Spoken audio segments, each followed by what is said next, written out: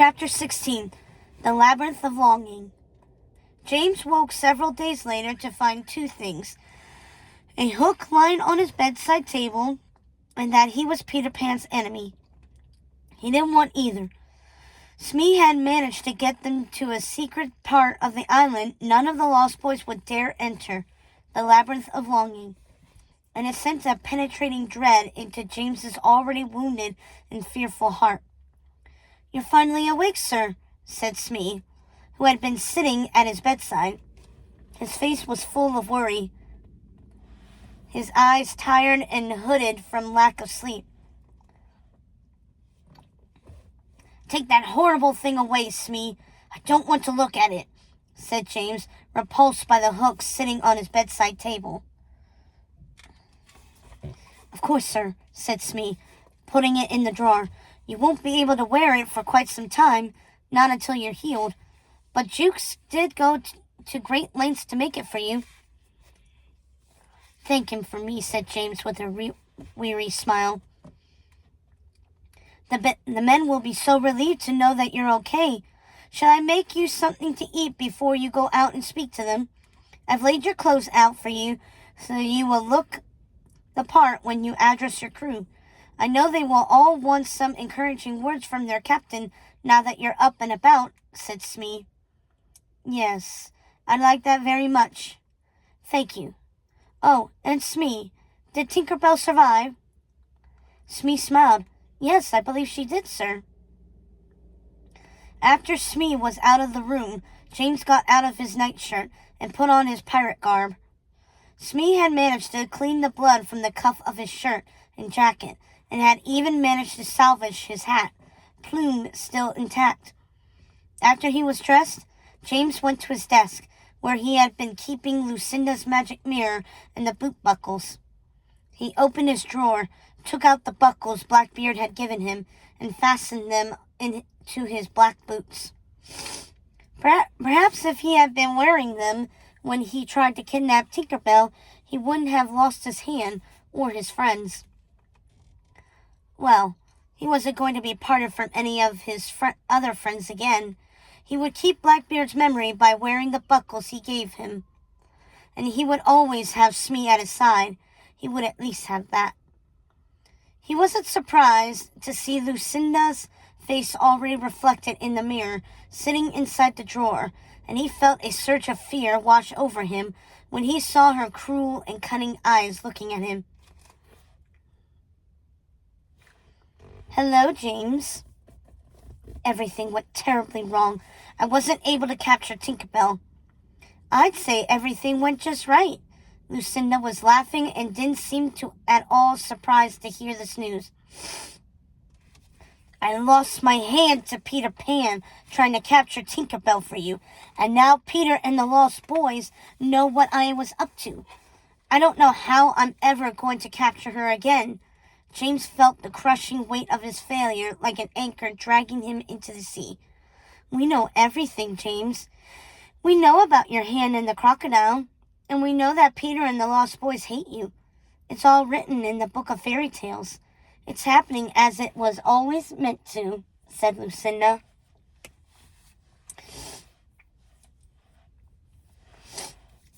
Her face twitching and distorting.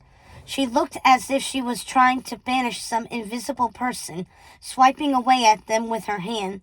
James was exhausted and didn't have the patience to deal with Lucinda's madness. All he wanted to do in that moment was die. "And now that crocodile has a taste of your blood," said a voice from the mirror that was not Lucinda's. It was eerie hearing a voice that sounded exactly like hers, but not ushered from her lips. He was trapped in a nightmare with these maddening women unable to escape. "Who is that? Who is speaking? What do you mean it has a taste for my blood?" he asked, looking down at his arm again. He could feel the fear and panic inside him growing stronger. "At least you will hear the beast when he is coming. Your hand isn't the only thing the crocodile ate that night. It was our clock ticking away in its belly," said another voice in the mirror that wasn't Lucinda's. "So you never intended to give me my fondest wish, did you?" he asked, looking down at his arm again. Cersei warned me my losses would be great if I came here. I should have listened to her. Yes, James, you should have listened to Cersei. She is bound by the truth. I am not, Lucinda said. So I'm trapped here forever, and everything was for naught. No, James, you helped us a great deal. Without you, we would have never been able to get the brooch, earrings, and book to London. When Blackbeard betrayed us by keeping our treasures, we knew it had to be you to help us extend our reach to the mortal world, said Lucinda, and her laugh was joined by more laughter in the mirror. James knew this had to be her sisters, the odd sisters he had heard of on so many occasions. At least you kept one promise to Blackbeard, and have found your pirate name, Captain Hook, said Lucinda, her laugh vile and full of contempt. He slammed his fist on the wood over and over, the sound of the odd sister's laughter growing louder, making his head swim. I wish I could speak to Cersei, he said, lowering his head in despair. I wish I could tell her I am sorry for betraying her. I wish she were here now, he said, tears falling down his face. I am here, James, said the familiar voice. James looked up and saw Cersei's face in the mirror. She looked ethereal and lovely and filled with tremendous sadness. Cersei, are you with your mothers? Have you betrayed me as well? No, James. You must have asked the mirror to see me, said Cersei. I warned you not to trust my mothers. James could see she was truly sad for him. Oh, Cersei, how will I ever get home? Everything went so wrong. This isn't how it was supposed to happen, said James. It was exactly what was supposed to happen, according to my mothers.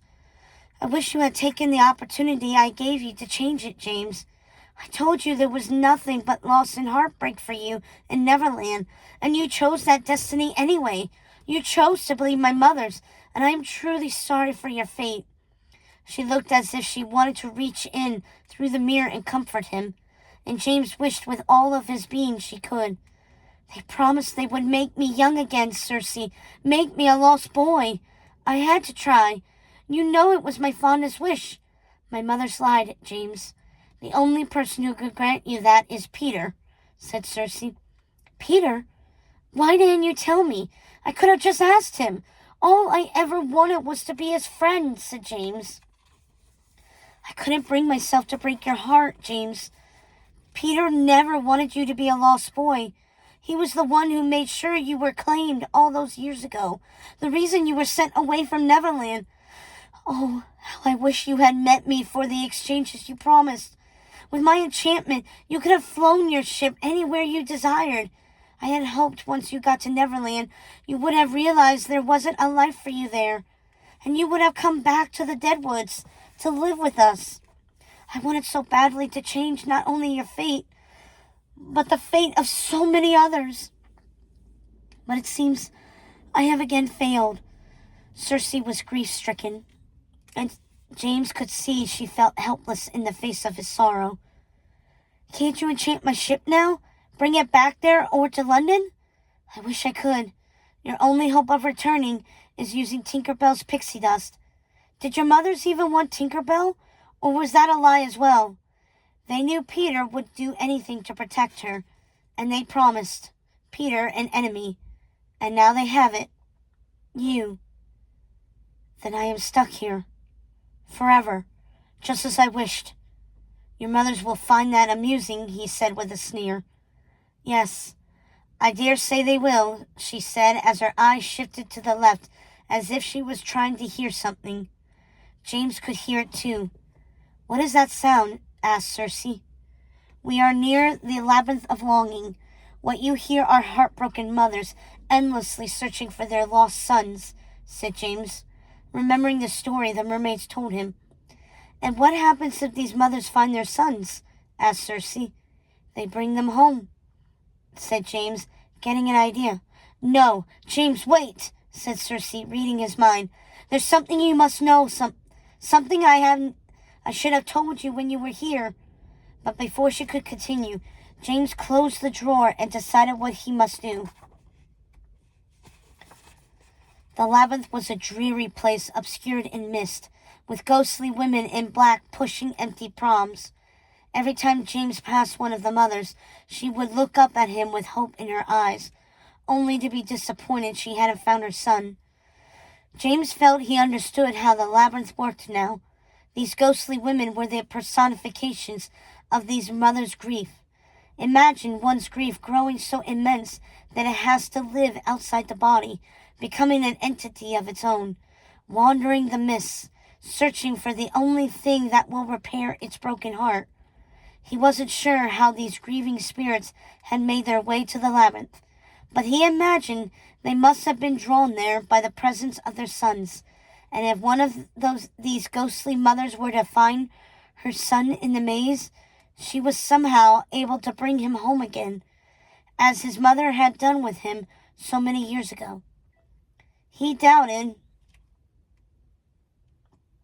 his mother remembered it ever happening, and that he attributed to the magic of Neverland. There was no other answer. He searched the labyrinth for hours, calling out to his mother again and again, hoping she would find him this time as well, his voice becoming hoarse and his heart losing hope. He was exhausted and cold, and he had managed to reopen his wound, which was now bleeding rather freely, but he didn't care. He had decided this would be the place he would die. He fell to the ground, weeping in despair, and he called out to Circe, but she couldn't hear him. He didn't have the magic mirror. He would die alone. And then James saw him, Peter Pan, escorting a small boy into the labyrinth. "Yes, just go that way. Your mother will find you," Peter said, tousling the boy's hair before he went off running into the maze, looking happy to be going home again. James heard mother and son's happy reunion off in the distant mist, and it penetrated his heart with a tiny glimmer of hope that he might still find his mother. "I'm surprised to see you in the labyrinth, Peter," said James, taking Peter by surprise. "Aren't you afraid of being claimed?" Peter just smiled in his impish way and shook his head. "Neither of our mothers is here, James. They are both well past living," said Peter. And James remembered that time worked differently in other worlds. He had been in Neverland so long now that his mother was dead. "Then I am truly alone," said James. "You're not alone. You have Mr. Smee and your band of pirates." But that was of no consolation to James. It made him feel worse, knowing he had doomed his friend Smee to being stuck in Neverland. "Why didn't you want me to be a lost boy, Peter? Why wasn't I good enough?" asked James. "Because what we needed was a pirate. Someone to make our adventures more exciting, raise the stakes, and now we have that," said Peter, and he rose into the air as if floating on his own laughter. "How could you have known back then I would become a pirate if you turned me away?" But James was sure he already knew the answer. "I met the Odd Sisters a very long time ago on one of my adventures beyond the worlds.